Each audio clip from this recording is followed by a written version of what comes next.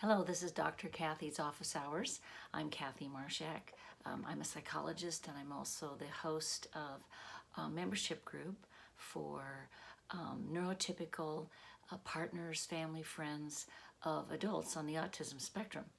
So I dedicate Dr. Kathy's Office Hours to answering questions that members have sent in regarding their situation, but I'm also welcoming questions from others who would like to know a little bit more about other topics that I might touch on. It doesn't have to be autism, although that's kind of our central theme. I have several questions that I'm going to talk about today, and they're in no particular order because they're just as people send them in, and I want people to feel free to talk about what's on their mind. So the first question is it common for Aspies to become hermits or recluses? Should an NT spouse discourage this or just accept it as comforting to them? What, if anything, can an NT spouse do to discourage this? Any tips to help the NT resist becoming isolated as well? So Aspie refers to someone with Asperger's syndrome. It's a colloquial term actually coined by people on the autism spectrum to describe themselves. NT means neurotypical or non-spectrum people. So it's fascinating, isn't it, that the question we're getting here is about becoming isolated during this quarantine. And where many of us do feel quite isolated, even though we have the internet, we have telephone, we can send emails to people, but social distancing and everybody just kind of sheltering in place, it's not so easy to do the kind of connecting with others that we're used to. But many people on the autism spectrum are quite comfortable with this isolation. And the reason for that is that they are not really engaging in the world so much to connect with others, but they enjoy connecting with their favorite things, their special interest. That special interest might be their work. They may be a physician or a teacher or have an art studio. And you may find them involved excessively with their work and not spending a lot of time with you. Or they may have special interests at home like Dungeons and Dragons or learning to play the guitar or reading everything they can on the Mayflower and all the descendants of those souls that came over from England to the colonies. So whatever that is, they can spend a lot of time on it, but it doesn't necessarily involve being with other people. They may like to talk about their special interests, but that's not the same as having a conversation, isn't it? So the real question here is how to keep from becoming isolated when you might be at home with someone who loves isolation. And that's tougher. That's tougher because you're not going to be able to just get up and have a conversation in the morning over a cup of coffee. So one of the things that I usually suggest to people during this time is absolutely make a time to connect with your friends. I know some people are doing video happy hours, or they're playing cards with each other, or they've gone to Amazon and set up a Netflix movie where they can all chat with each other about the movie as they watch. We have got to make time for ourselves to connect. You can certainly spend a lot of time cleaning your closets and catching up on projects, but you're going to stay isolated unless you have others you can connect with.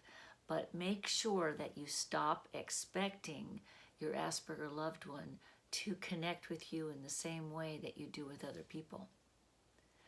Okay, so question number 2 is, are Aspies innately drawn to rules?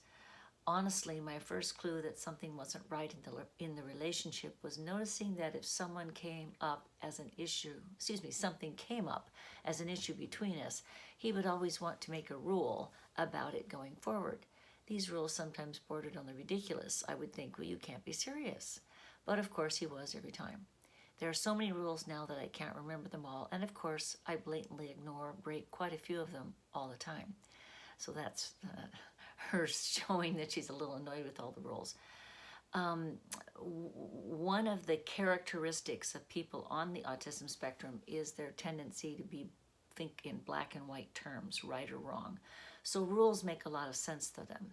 If we've done something one way, they will assume that that's how we're always going to do it, and they'll sort of have a rule about that. If we change our mind, they're confused about it. So you need to say, well, I've changed my mind. I don't always adhere to that rule. They might say, well, why not? And you can say, because it works better for me.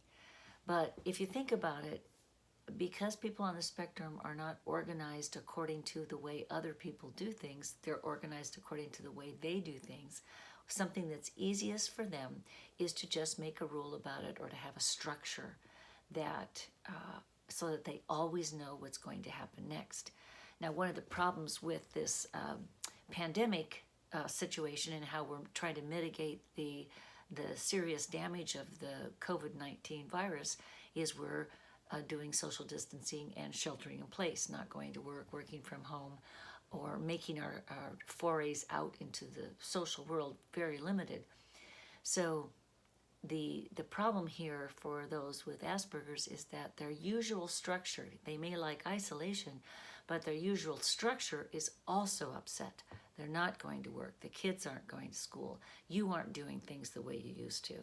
So this can be quite unnerving for them. And if your autistic loved one also is prone to meltdowns, their sensory overload is going at full speed right now. So I would take good care of yourself, so that regardless of changing those rules, you kindly honor the rules as much as you possibly can. On the other hand, I think it's okay to say to your Asperger loved one, this is an opportunity for you to realize I don't live by all of your rules. In fact, I had a discussion with my ex-husband years ago. We were having an argument, and I said something casually about, and I had an opinion about something. He's an attorney, and he said, you can't prove that. So he was going to hold me to the proof protocol. And I said, I don't have to. It's just what I think. This isn't a courtroom, and you're not the judge. So that may seem a little flippant to you, but it stopped him. He accepted that, oh, it's not a courtroom, he's not the judge, and I can have an opinion even if I don't back it up with any facts that he would accept. Okay, so let's move along here to question 3. Do many NT spouses feel like they are driven to have almost a split personality at times? One persona to deal with their Aspie, and a different one for the rest of the world. I've heard another NT whose ex-husband was an Aspie describe herself as a chameleon. The only other person that I have heard describe themselves in this manner is me. She also described herself as being highly empathic. Could there be a correlation? I felt at times that I can feel people's moods when I walk into a room before any significant conversation takes place, if any at all. This is a good question, and it's actually covering a lot of territory. I think the real issue is that people on the autism spectrum do not have empathy. They don't have a theory of mind. They are not paying attention to where other people are coming from. They tend to listen to the topic of conversation, but not listen to the person who's speaking. Whereas neurotypicals are more empathic, and we are listening to the person who's talking with us as well as what they're saying. Now, the reason that's significant is if that person, changes their body position or their tone of voice, we're inclined to notice that and want to know what that means, and so listen more carefully to where this person is taking us in the conversation. Whereas people on the spectrum do not do that. They listen for the words that you're using. They try to make sense of what you say, and they're not reading between the lines. So what's that have to do with being a chameleon? Well, if you're empathic, you're not really a chameleon, but you adapt to what the other person is saying. You kind of go along with them to keep the flow going. Now, you might disagree with something that somebody else says, but generally you want to disagree in a polite way or in a persuasive way to help that other person know your point of view, and wouldn't they be interested in knowing that? With your Aspie, though, that doesn't happen. So the chameleon effect at home might be that I have to play it one way with someone on the autism spectrum. I have to be precise with my words. I have to speak to them about the topics they would be interested in. And so that sort of narrows down your options um, as a person, as a partner in what you two talk about. Whereas when you go out into the world, you can pick up the conversation almost just by dropping in, uh, with people mid conversation. So we can come back and talk a little bit more about that. I don't think it's about being a chameleon. I think it's more that because we have empathy and we use empathy to help us read where the person is coming from, not just the topic, but we combine the two. And when we're talking with our Asperger loved ones, we're really dealing with just the topic. They certainly want to be acknowledged. That's important to them for you to notice them. But they don't return that because empathy requires that you reciprocate that acknowledgement of the other person. That's a big topic, and I talk a lot about it in my books and in our membership group. So if you want to learn more, I would suggest you come to the website and join the group and participate in some of the conversations. Okay, let's see here. The next question is, I gotta scroll down here. Whoops, I'm losing it here. There it is. Do Aspie traits rub off on NTs? Or that is, rather to say, do NTs pick up on Aspie ways of doing things without realizing over time, such as anxiety, OCD, bluntness, etc.? I said something at lunch today that I had to apologize for because the reaction I got from a coworker hinted that it was rude. I just saw it as a statement of a fact that the other person had already admitted to. So, yes, it's true. There's a term that members of my group have used a number of times. It's called aspergated, and that's where if you live with someone on the spectrum long enough, you will adapt to their style. That's part of that empathic adapting that we do. And I grew up with a parent on the spectrum, and I really think that those of us who had a mother or a father on the spectrum, I call them Hapa Aspie, or the Hawaiian word for half, Hapa Aspie, because there's so many traits that I learned from my mother as just accepted as normal, and I use them now, and many of them are very practical, and I wouldn't change them at all. But sometimes I have to laugh at myself for some of the things that I'm doing that if I just took an extra thought about it, I certainly wouldn't choose to do it the way my mother taught me to do it. On the other hand, it's the anxiety, what she's talking about here, some of the negative things, the upsetting things. I'm not sure that you're accepting or adapting yourself by developing anxiety because they have anxiety or OCD. I think that more is the anxiety that you're developing in yourself as a result of trying to converse with someone who does not use empathy. I find myself, even with my clients on the spectrum, that I have to kind of make myself ready for that because it's in my nature to just want to have a conversation that flows back and forth and pick up on little things here and there and drop something off over there and come back to it later. And when I'm working with my Asperger clients, I really need to stay on the topic. In fact, one of my favorite stories is a little 9-year-old Asperger boy in my office one day, and he and I were playing a board game, which he was willing to do. He liked to play games, although he could be quite controlling with the game. And I was chatting away with him about, I don't know, something. And he looked at me and he said, very seriously, he said, "Dr. Marshack, I think you're off the subject."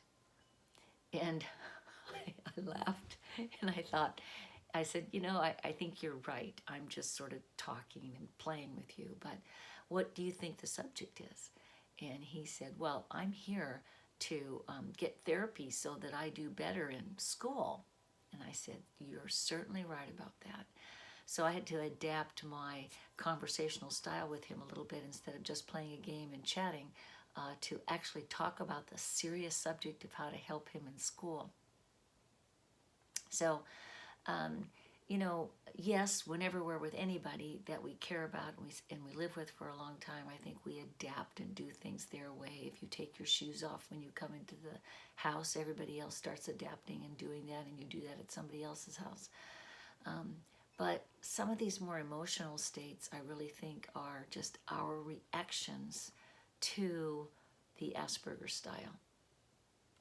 And if you're blunt at work, well, that just may be who you are. You may be somebody who just gets to the point and does so with care and concern for the other person, but they may be surprised that you just get to the point. I don't think that's necessarily bad. Of course, maybe I learned that from my Asperger mother. I've been told that I'm intense and get to the point. Okay, so let's move along here. We've got a couple more questions that I want to make sure we fit into our time frame here. This question is a lengthy one, and I want to make sure we talk about it a little more in depth. Is it gaslighting to just be dismissed all the time? I think there's an element of gaslighting in his demand avoidance. She's using some jargon here that I'll explain in a minute. I think there is an element of gaslighting in his demand avoidance in that he uses it to justify himself. My husband's attitude is usually that I am just hard to please and there's no use trying.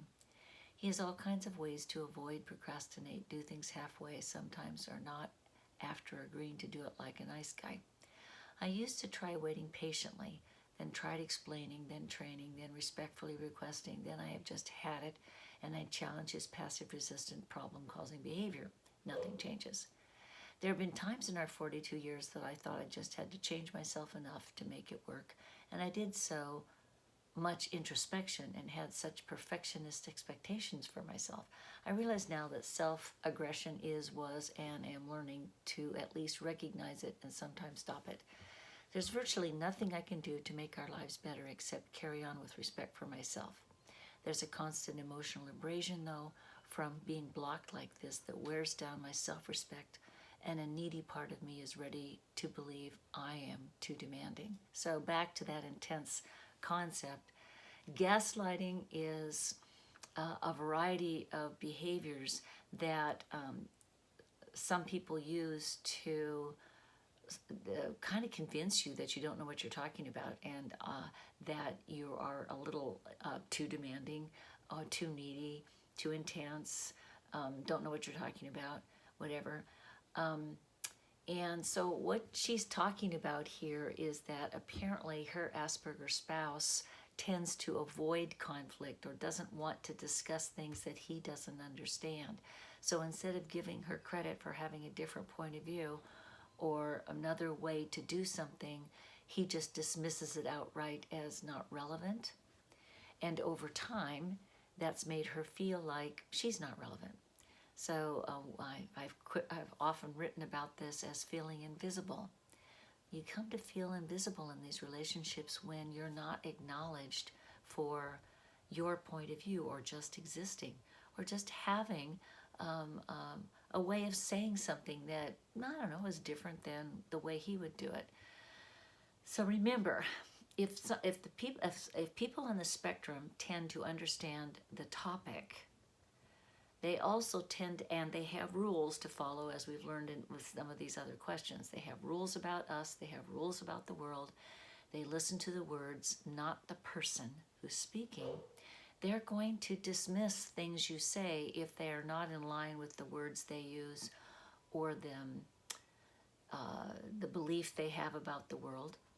And they may treat you as if you're not relevant or don't have anything important to say. They may get up and walk out of the room. For example, I have two examples of this in my life. I remember playing a game with a group of friends at my house. It was something like Trivial Pursuit, or one of those games where you have to, answer questions. And I remember answering a question that stumped, they thought they were for sure would stump me. And I got the answer. And my husband at the time looked at me and he said, I guess I'm surprised you got that answer, because I thought you always just sounded like you knew what you're talking about, but maybe you know some things. Everybody in the room laughed, but for me, that was standard.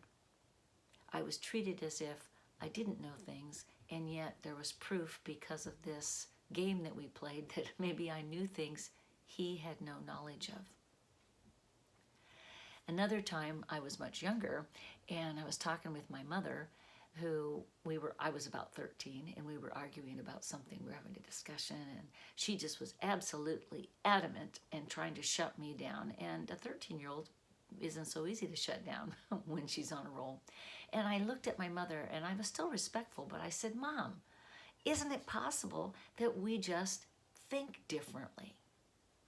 So there's this 13-year-old who's aware that people think differently, that there's a theory of mind. I have empathy. I was understanding that my mother had her point of view, but so did I. And what my mother did was just stop talking. She turned around and went to the kitchen and poured herself a cup of coffee. The conversation was over. But I think that what was going on there was not my mother wasn't attempting to gaslight me, but she could only imagine her point of view. And since I was a child, apparently I didn't have one. So don't let yourself turn invisible. When that spouse or autistic loved one or neighbor or friend or coworker or whatever tries to make you feel as if your opinion is irrelevant, I think you should stand up for yourself. You can politely let them know, hey, I think we just think differently, and I'd like you to respect my point of view. There's other ways to do this, but the idea is once you understand that they're following rules, that they really don't speak to the person, they speak to the topic, it makes it so much easier for you to kind of get around what's going on. Okay, and then we have one more question. Let's see here. There we go. This is directly related to the pandemic. Adding to my stress of this epidemic is that my spouse can somewhat accurately articulate my concerns. He can identify that his employees are worried. He acknowledges that his commuter train is empty because people are avoiding public places, but he is unable to join me in my distress.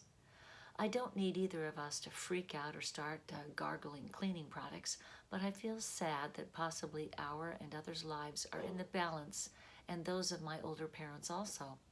He's sorry that I'm upset and notes that the empty train allows for better Wi-Fi access.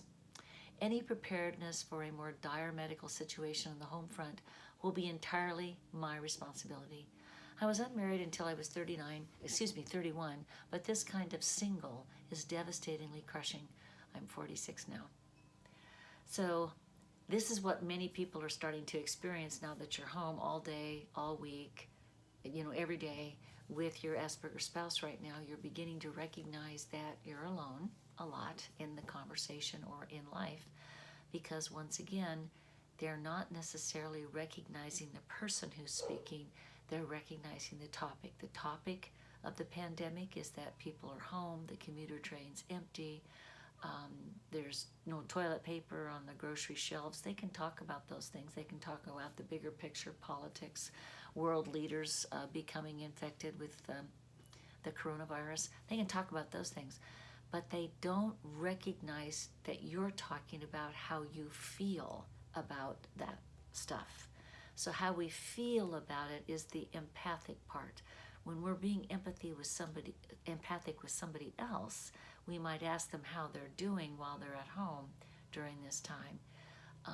And we are waiting for them to share their feelings. And if they say, well, I'm getting a lot of things done, that's a topic.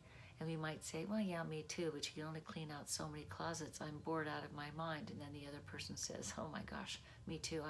I'm reading, I'm catching up on things, and I'm trying to stay ahead of my depression. Then we've got something to talk about too, don't we? And we may not have known that this friend had depression. We may not have known that this would trigger it. But when they say something like that, we step in to talk about what's that about. We don't keep talking about politics or the toilet paper on the grocery shelves. We talk about what's triggering their depression and could we help. But people on the spectrum don't do that. They talk about the topic and they may care about you. It makes them sound like they're cold and they're not. They love you, but they love you as an entity, not necessarily as somebody they're interacting with. So for people on the spectrum, life is a series of transactions, and for us neurotypicals, life is more interactional. In fact, it's always interactional. So in summarizing these questions that we've talked about today, I really want you to get this topic of empathy versus that transactional approach. We are constantly reassessing who we are in the world as we navigate the social world. When we meet people that we haven't met before, we're checking out how we connect with them, how they're connecting with us. And that changes us. Every day that changes us. So I want you to think about that. When you're isolating, when you're home and you're not interacting as much as you normally need to, even us introverts, I'm an introvert, when you're not interacting as much, we're not getting as much of an opportunity to know ourselves in relation to others. And without that interaction, we kind of, slow down, get depressed, or just slow down and, don't have a lot going on for us or can't think of what else to do with our time, even though we've got plenty of things to do. So psychologists have known this for many, many decades, that the way children grow is in interaction with others, knowing ourselves in relation to others. That's why school is so important. That's why they talk about socializing. Socializing isn't just playing. It's stimulating those neurons in the brain to ask questions about who am I in relation to others in the world. Our Asperger loved ones do not do that. They come to know themselves in relation to their special interests. And they can spend a lot of this social distancing, isolating time getting to know more about their special interests, or spending a lot of time in the garage working on, woodworking or whatever it is they're doing. But that's not the same as coming to know yourself with regard to other people. So I think that another piece of this is to take your life back, to realize that the way you do it, the way neurotypicals do it, is reasonable. It's healthy. It's exactly what you should do. And if you spend too much time with people who do not connect with you as a person, but connect with you as the topics you share with them, when you do that, you do lose track of yourself. It's not as much fun. It is sad. So I hope that this has been helpful, listening to these questions today. And I want you to send in more. All you have to do is go to my website. There's a little a section called Dr. Kathy's Office Hours, and you can just put down a question and email it to me. I won't use your name. I won't use your location, but I do want to share the question with others to see if anybody else has this experience. And oh, by the way, you may also go into our forums. If you're a member of our membership group, you can go into our forums, discuss these topics with other people, because I know I get emails all the time where people say, oh my gosh, this is so meaningful. It was exactly what I needed to hear. Or they go to my blogs. I've got over 10 years of blogs that you can also read, and they'll pull one up from 8 years ago and realize that it's so meaningful for them today, and then they want to talk to others about it. By the way, that's what empathy is. We want to talk to others about what we're learning. Okay, thank you very much for joining me, and I hope you join me again for the next edition of Dr. Kathy's Office Hours. Take care now, and do stay safe.